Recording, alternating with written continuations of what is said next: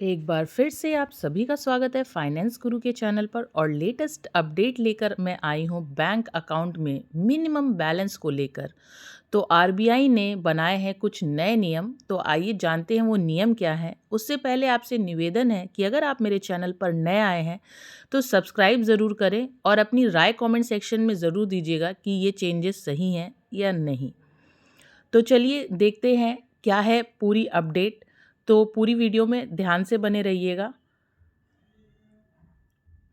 Bank account minimum balance rule. भारतीय reserve bank RBI लोगों के हित में समय समय पर फैसला लेती रही है। हाल ही में रिजर्व बैंक ऑफ इंडिया ने खाते में मिनिमम बैलेंस को लेकर बड़ा बदलाव किया है।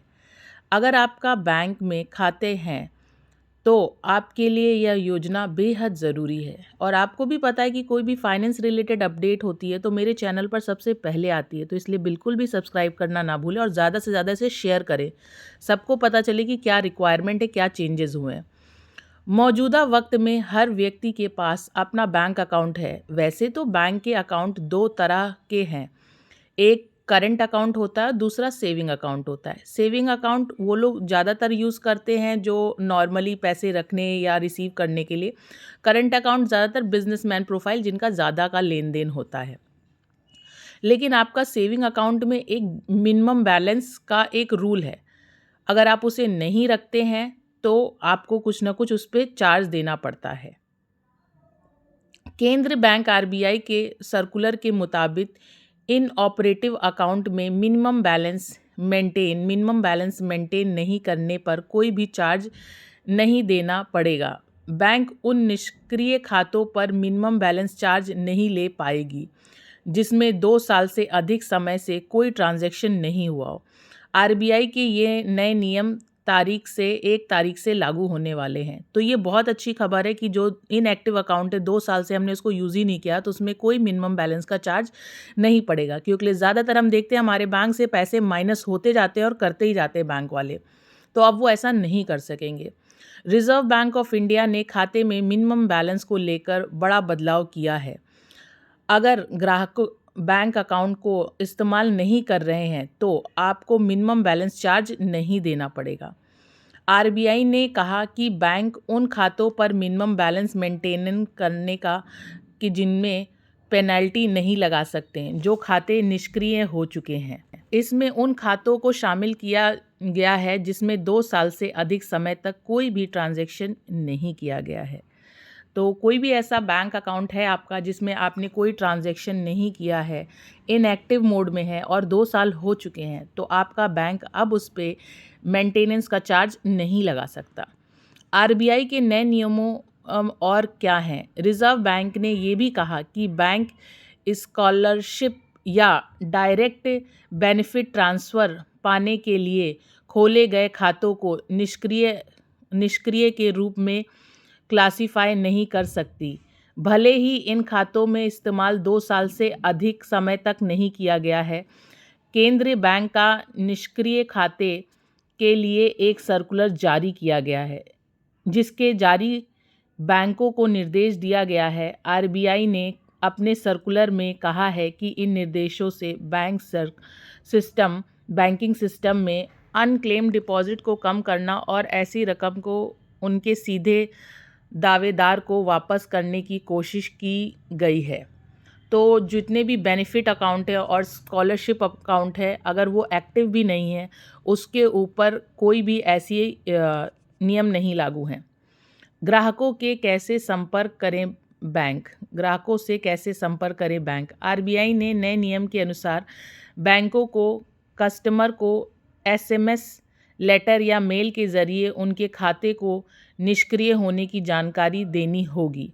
इस सर्कुलर में बैंकों से यह भी कहा गया है कि अगर कोई निष्क्रिय खाते का मालिक जवाब नहीं देता है तो बैंक उस व्यक्ति से संपर्क करे जो खाता धारक या खाता धारक के नॉमिनी का परिचय कराया था।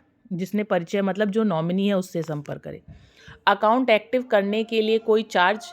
तो जी हाँ, अगर कोई आपका बैंक बैलेंस इनएक्टिव हो जाता है तो उसको अगर आप दोबारा से एक्टिव कराना चाहते हैं तो उसका कोई चार्ज नहीं होता है।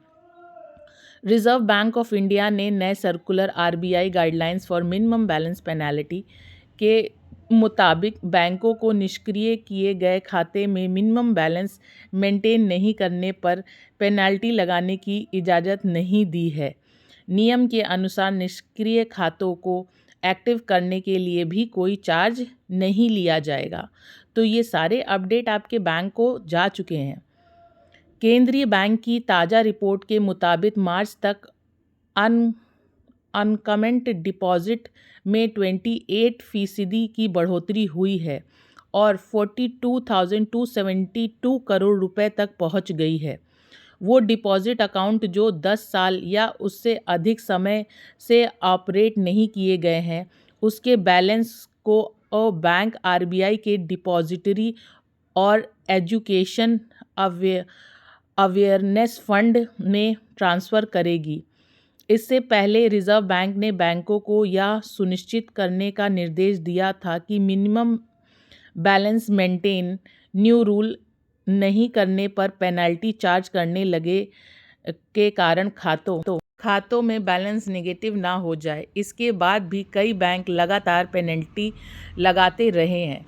तो अगर आपके साथ भी ऐसा होगा, क्योंकि अब ये रूल सबको सर्कुलेट कर दिया गया है, सभी बैंकों पे इम्पोज है और उसके बावजूद आपका बैंक ऐसा करता है, तो आप आरबीआई को सीधे इनकी कंप्लेन कर सकते हैं। इस रूल के बावजूद आपके साथ ऐसा हुआ है तो बैंक ग्राहकों के कैसे चार्ज करता है पेनल्टी। तो काफ़ी लोगों को ये रहता है कि मेरे अकाउंट से इतने पैसे कट गए, इतने पैसे कट गए, और हमें आइडिया नहीं होता है कि किस बिहाफ पे पैसे कटते हैं। तो ये भी जान लेते हैं कि किस मुताबिक और कितने हद तक ये हमारे अकाउंट से पैसे काट सकते हैं। किसी भी खाते बैंक अकाउंट में मिनिमम बैलेंस के कम पैसे होने पर खाता निगेटिव हो जाता है। वहीं जब ग्राहक उसमें पैसे डालता है तो पहले बैंक की ओर से पेनल्टी के पैसे काट लिए जाते हैं। मान लीजिए कि किसी बैंक अकाउंट में मिनिमम बैलेंस ना रखने की वजह से 1,000 रुपये की पेनल्टी लग गई है, तो क्या होगा?